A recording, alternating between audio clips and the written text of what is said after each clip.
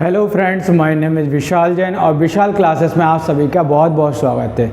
दोस्तों, आज की इस वीडियो के माध्यम से हम कक्षा 9 की गणित का दूसरा अध्याय बहुपद, इसकी दूसरी प्रश्नावली 2.2 के लिए समझेंगे।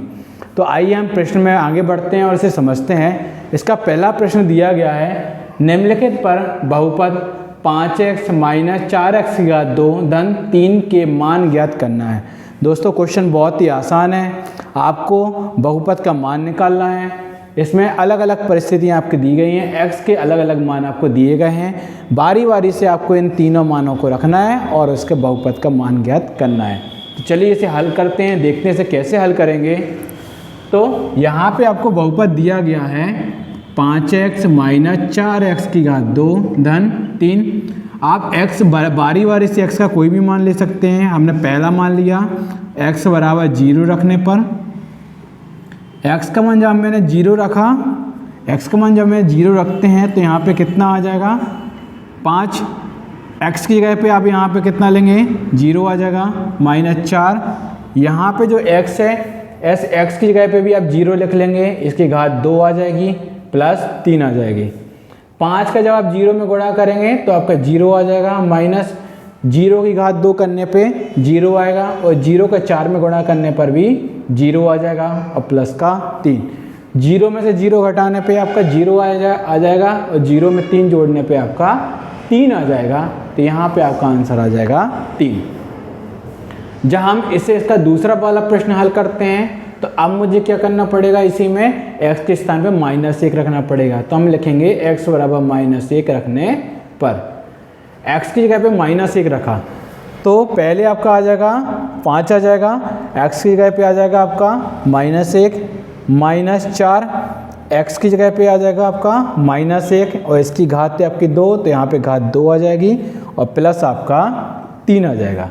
अब इसे आगे कैसे सॉल्व करेंगे, 5 का -1 में गुणा करने पर प्लस और माइनस से गुणा करने पर माइनस आएगा और 5 का 1 में गुणा करने पर 5 आ जाएगा। तो 5 कम 5 आ गया -4।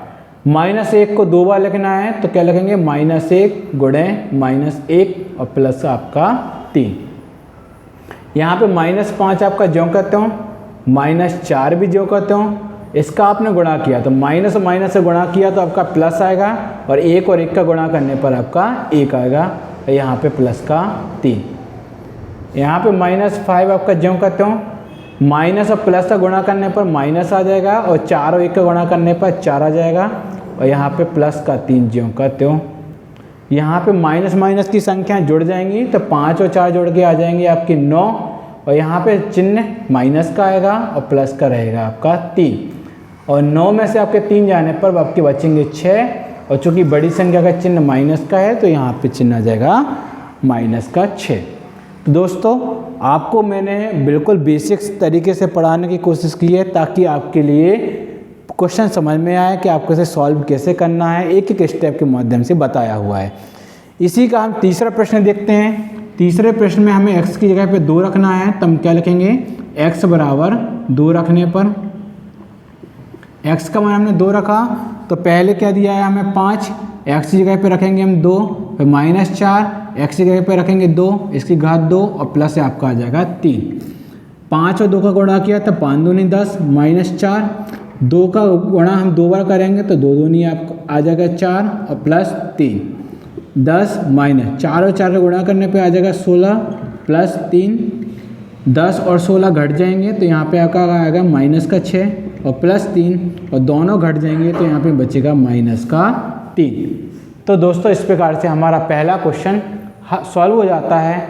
अब हम इसके दूसरे क्वेश्चन की ओर में आते हैं।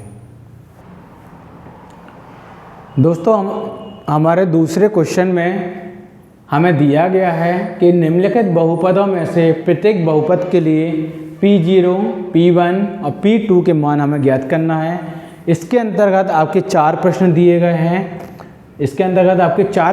गए हैं। जिनमें से हमने 2 प्रश्नों को लिया गया है, बाकी के 2 प्रश्न आप हमारे इसी विधि अनुसार सॉल्व कर सकते हैं। बहुत ही आसान क्वेश्चन है, जो थोड़े से डिफ़िकल्ट क्वेश्चन है वो हमने यहाँ पे ले लिए हैं।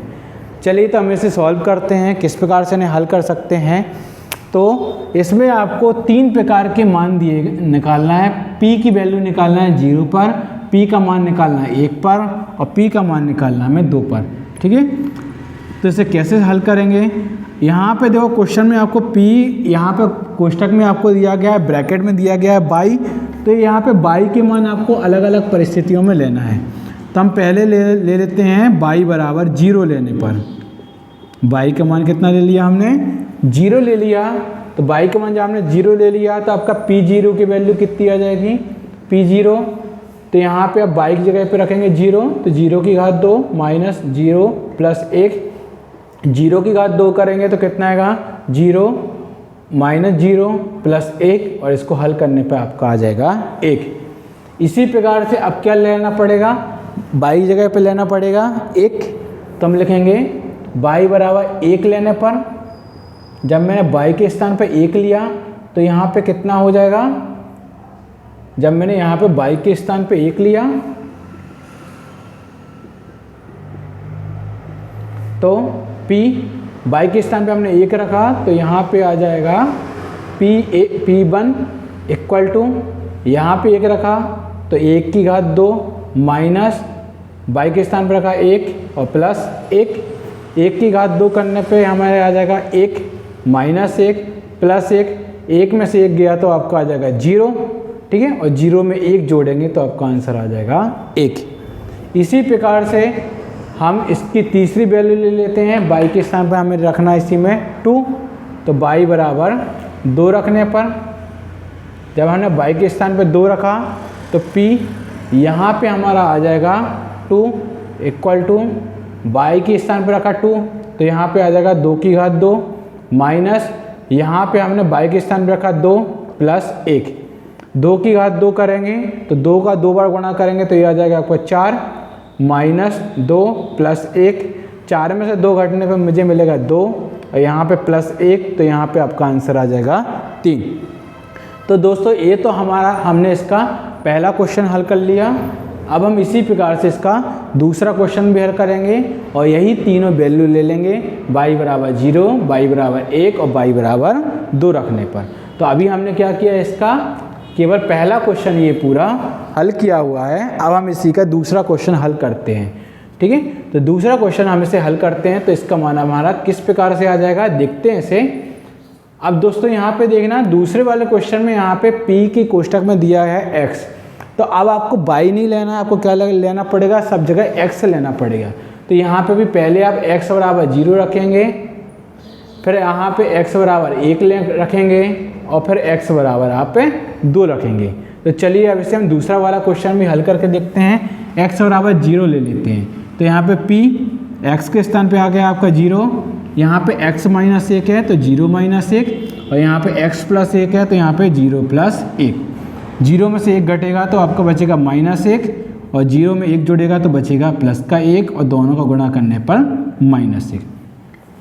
अब यहाँ से यहाँ पे x के स्थान पर हम 1 रखेंगे तो यहाँ पे p यहाँ पे आ जाएगा आपका 1, x के स्थान पे यहाँ पे 1 रखेंगे तो 1 माइनस 1, तो यहाँ पे भी 1 रखेंगे तो 1 प्लस 1। 1 में से 1 गया तो यहाँ पे बचेगा आपका 0, और 1 और 1 को जोड़ेंगे तो यहाँ पे आएगा 2, और 2 और 0 का गुणा करने पर आ जाएगा 0।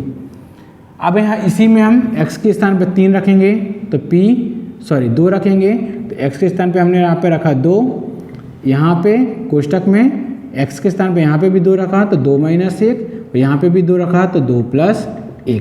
2 में से 1 गया तो यहाँ पे बचेगा 1, और 2 और 1 को जोड़ा तो यहाँ बचेगा 3, और 3 और 1 का गुणा किया तो यहाँ पे आ जाएगा 3।